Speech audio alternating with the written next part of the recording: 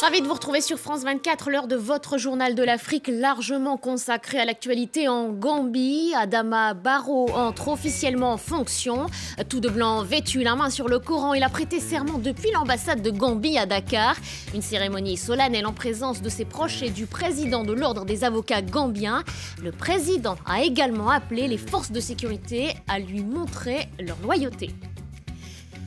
Pour assurer son retour en Gambie, le Sénégal a déployé ses troupes dans le pays. Le Nigeria, le Ghana, le Togo et le Mali lui emboîtent le pas. Le Conseil de sécurité des Nations Unies a validé l'intervention militaire à la demande de la CEDEAO.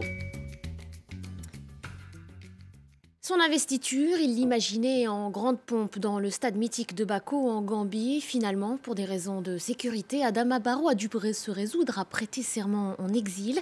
La cérémonie d'investiture s'est tenue à l'ambassade de Gambie à Dakar. Elle a été retransmise sur la chaîne publique sénégalaise. Cécile Galoucho.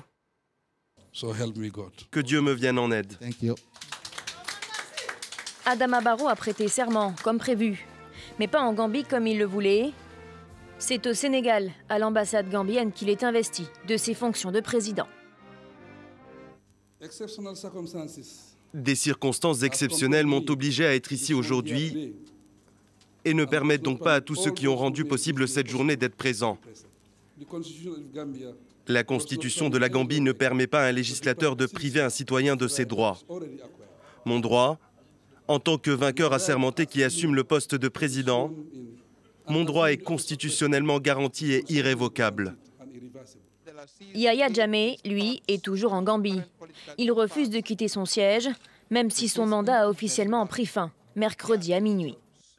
Le 2 décembre dernier, après 22 ans au pouvoir, Yahya Jammeh avait pourtant reconnu sa défaite. Puis il avait fait marche arrière. Mardi, il a même décrété l'état d'urgence et a tout fait pour empêcher l'investiture du nouveau président dans la capitale gambienne. Rien ne permet pour l'instant de dire quand et comment cette grave crise politique va prendre fin.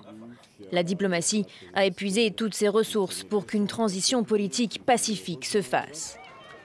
Ce jour d'investiture devait être celui de la première transition démocratique du pays en 30 ans.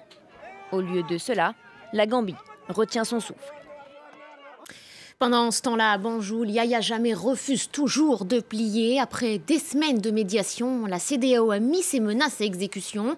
Une intervention militaire est en cours en ce moment même en Gambie. Patricia Huon, vous êtes sur place. À quoi ressemble la capitale Banjul ce soir ? Eh bien, la population ce soir célébrait la prestation de serment d'Adama Barrow. Pourtant, pendant toute la journée aujourd'hui, Banjul ressemblait vraiment à une ville fantôme. Il n'y avait personne dans les rues, toutes les boutiques étaient fermées. Mais après l'investiture du nouveau président, eh bien, les gens ont commencé à sortir, des voitures klaxonnaient dans les rues, d'abord timidement, et puis après, la population était de plus en plus nombreuse à célébrer. Les gens chantaient, ils disaient qu'ils étaient heureux d'avoir un nouveau président. J'ai même vu des policiers qui, à bord de leur véhicule, passaient en levant les bras, en chantant aussi. Maintenant, ces célébrations, ces scènes de liesse avaient lieu dans la zone touristique de la ville, dans les quartiers périphériques, les quartiers balnéaires. Par contre, le centre-ville de Banjul, le centre administratif, les alentours du palais présidentiel, étaient encore, les rues étaient encore totalement désertes. Personne n'osait sortir. Et puis, beaucoup d'habitants ont aussi déserté ces quartiers par crainte de violence.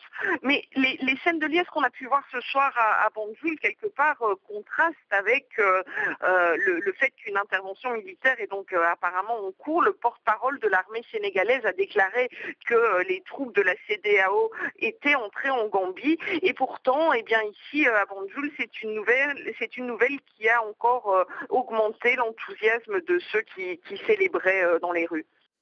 Patricia, le chef de l'armée gambienne a fêté l'investiture d'Adama Barrow aux côtés des partisans du président. Les militaires ont donc choisi leur camp.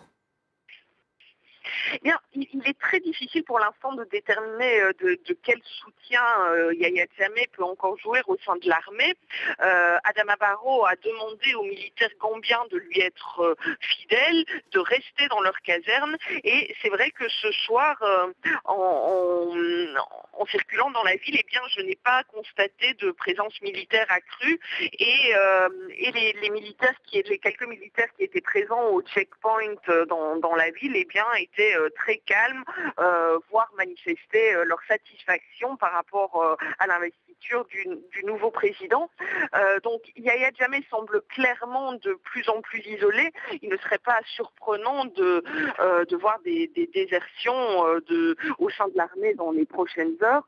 Ce qui est sûr de toute façon, c'est que l'armée gambienne, qui compte tout au plus 2500 hommes, ne fait clairement pas le poids face aux troupes de la CEDEAO et il ne devrait donc pas y avoir beaucoup de résistance si une force d'intervention régionale entre dans Banjul. Merci beaucoup, Patricia. Un grand merci pour toutes ces précisions. Je rappelle que vous interveniez depuis Banjul. On va prendre la direction New York à présent. On vous retrouve sur place, Céline Bruno. Bonsoir, Céline. L'intervention militaire qui s'opère en ce moment même donc en Gambie a été approuvée par le Conseil de sécurité des Nations Unies.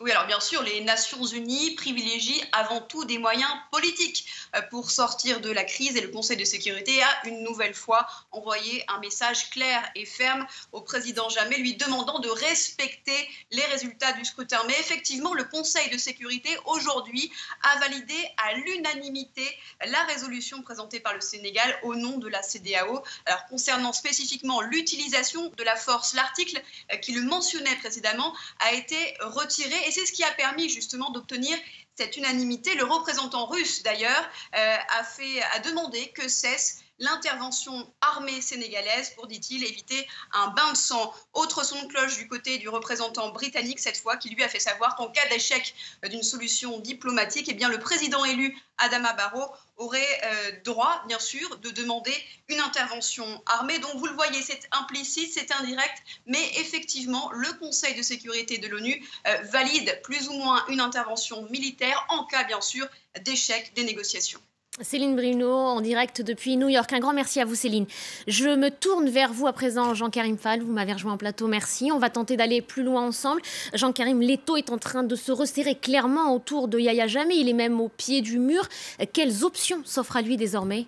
Écoutez, la seule option qui s'offre à lui aujourd'hui, c'est, je dirais, de sortir le drapeau blanc et de se rendre quasiment, puisque dans quelques heures, les militaires sénégalais, mais aussi nigérians et ghanéens, ne l'oublions pas, puisqu'il y a 3 pays qui participent donc à cette opération de restauration de la démocratie, de restauration du président Barrow. Donc, a priori, je ne vois pas d'autre option que de se rendre à ces troupes.